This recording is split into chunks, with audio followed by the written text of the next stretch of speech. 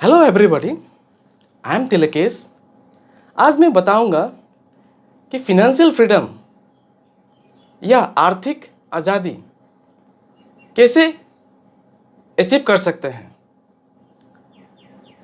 Financial freedom या आर्थिक आज़ादी को अचीव करने के लिए आपको 3 प्रायोरिटी को ध्यान में रखना है। फर्स्ट प्रायोरिटी है लाइफ इंश्योरेंस। लाइफ इंश्योरेंस में आप अगर कोई पॉलिसी करते हैं तो आपको टर्म इंश्योरेंस करना जरूरी है। जो एंडोमेंट पॉलिसी है या उलिप पॉलिसी है, ऑल दीज आर नॉनसेंस।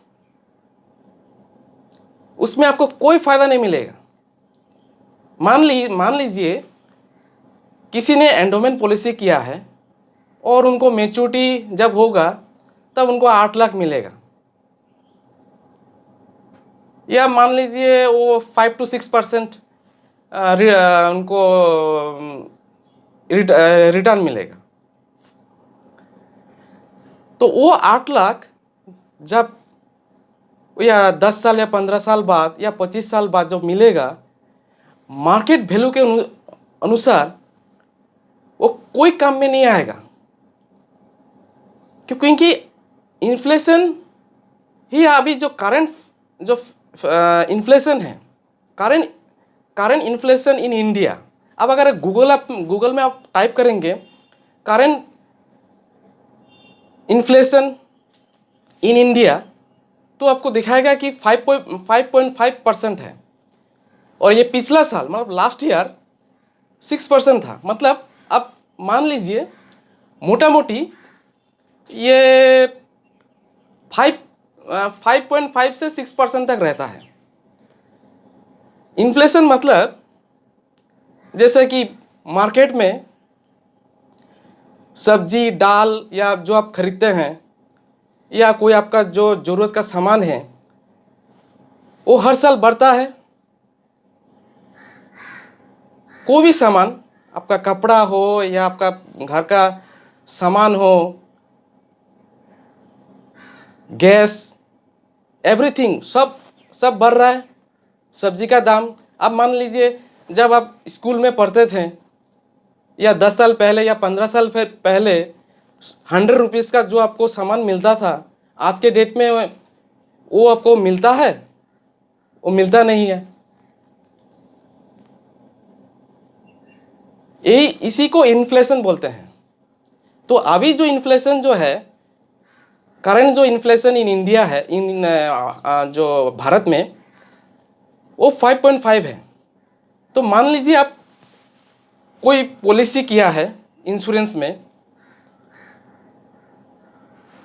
वो आपको दिखाएगा कि आपको मैच्योरिटी जब होगा आपको 5.5% मिलेगा, या नॉमिनी आप अगर आपका डेथ हो जाए तो आपको इतना मिलेगा।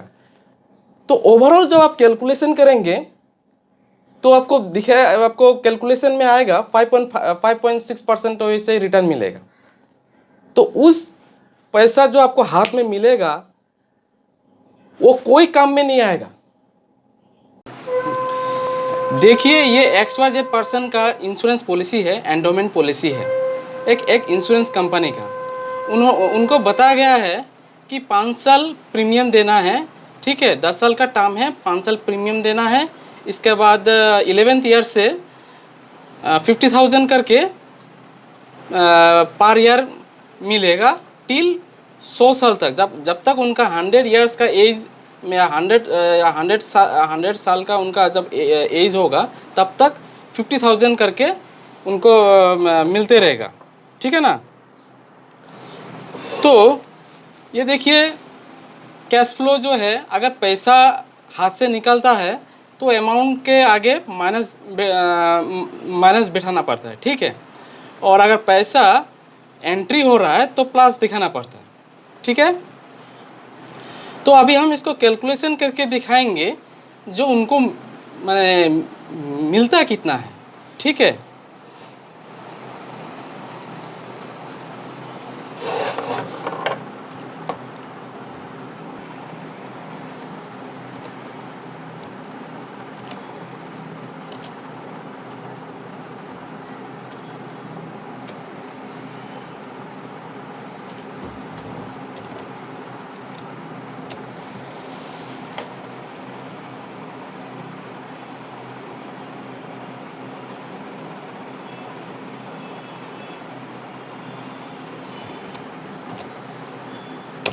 देखिए, फाइव ओनली कितना मिला, 5%।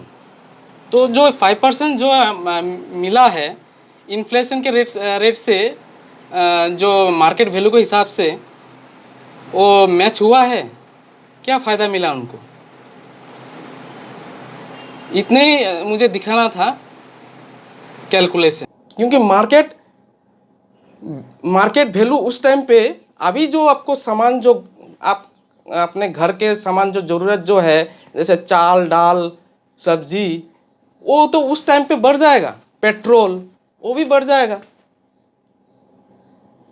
तो तो उस टाइम पे जो हाथ में जो आपको पैसा मिलेगा, वो जो 5.6% जो ओवरऑल जो कैलकुलेशन में जो एंडोमेंट पॉलिसी या उलिप पॉलिसी में जो भी हो, वो कोई काम में नहीं आएगा। इसमें जो आपका जो कैपिटल है वो डिटेरियोरेट हो रहा है, मतलब वो बर्बाद हो रहा है। तो मेरा ये बोलना है, लाइफ इंश्योरेंस फर्स्ट प्रायोरिटी है, लेकिन लाइफ इंश्योरेंस में टर्म इंश्योरेंस करना चाहिए। टर्म इंश्योरेंस मतलब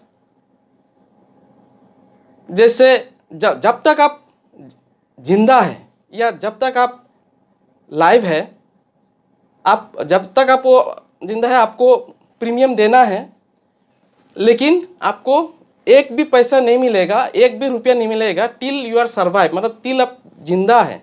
मैच्योरिटी के टाइम पे ऐसा कोई मैच्योरिटी कोई सिस्टम नहीं है, आपको कोई पैसा नहीं मिलेगा, कोई रिटर्न नहीं मिलेगा। लेकिन जब आपका डेथ हो जाएगा, जब आप इस दुनिया में नहीं रहेंगे, आपके फैमिली को वो लमसम अमाउंट मिलेगा, बहुत बड़ा अमाउंट मिलेगा, जैसे 25 लाख 50 लाख 1 करोड़ जैसे आप पॉलिसी करते हैं।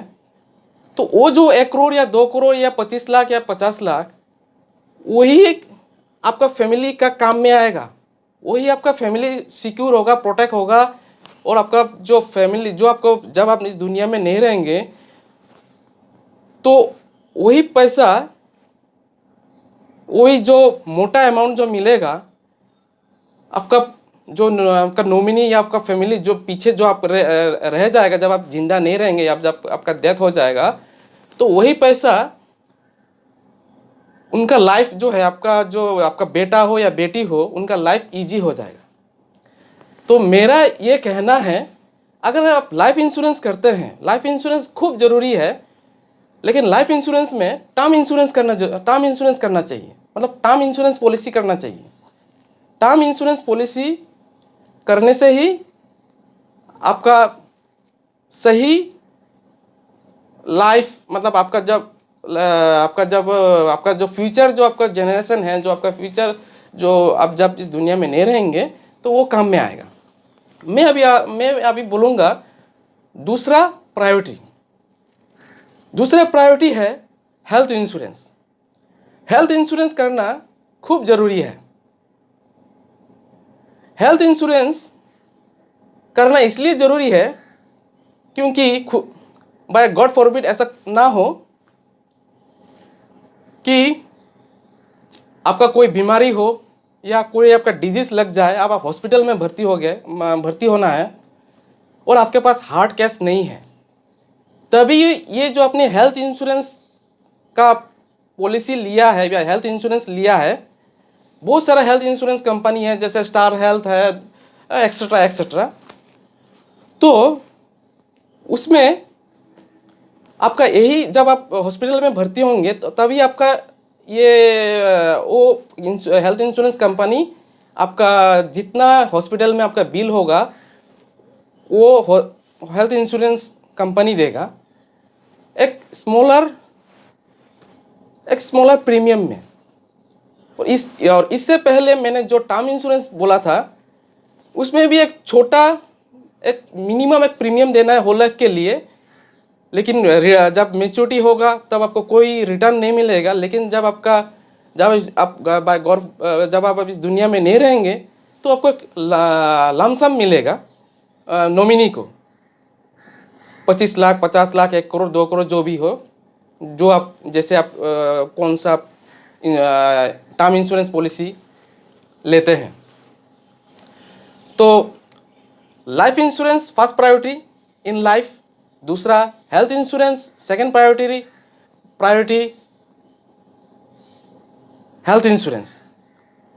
और मैं अभी थर्ड प्रायोरिटी में आऊँगा, जो करना चाहिए फिनेंशियल फ्रीडम अचीव करने के लिए। मतलब आपका आर्थिक आज़ादी कैसे अचीव करना है ताकि आपका लाइफ इजी हो जाए और आपका फैमिली में आपका बेटी या बेटा का लाइफ कैसे लाइफ अच्छा तरह से बीते, अचीव उनका लाइफ इजी हो, ताकि वो हमेशा या पैसा के बारे में ना सोचें। तो उसके लिए थर्ड प्रायोरिटी जो है वो म्यूचुअल फंड में इन्वेस्ट करना है। म्यूचुअल फंड ही ऐसा है जो आपको फिनेंशियल फ्रीडम या आर्थिक आज़ादी को अचीव करने में सहायता करेंगे। खूब ज़रूरी है, दूसरा कोई भी काम में नहीं आएगा, ना ही बैंक एफडी, ना ही रेकरिंग, कोई पोस्ट ऑफिस, कोई काम में नहीं आएगा, ओनली म्यूचुअल फंड। लेकिन म्यूचुअल फंड में स्टेप अप एसआईपी करना है। जैसे आप हर मंथ एसआईपी करते हैं 1000 रुपया करके फॉर 12 मंथ्स। 12 मंथ्स 1000 करके आपने पेमेंट किया है। जैसे ही आप 12 मंथ्स कंप्लीट हो जाएगा तो 10% का जो 1000 है, मतलब 100 रुपीज़, आपको नेक्स्ट ईयर में उसको इंक्रीज करना है। तो 1000 प्लस 10% का 1000 रुपीज़, मतलब 1000 रुपया का 10% कितना हुआ? 100 रुपया। 1000 प्लस 100, 1100 रुपया आपको कंटिन्यू करना है नेक्स्ट ईयर फॉर 12 मंथ्स। फिर नेक्स्ट जब वो 12 मंथ्स कंप्लीट हो जाएगा, फिर वो जो नेक्स्ट ईयर है 1100 रुपया का 10% इंक्रीज करना है। तभी आप जो है करोड़पति बन पाएंगे और फिनेंशियल फ्रीडम या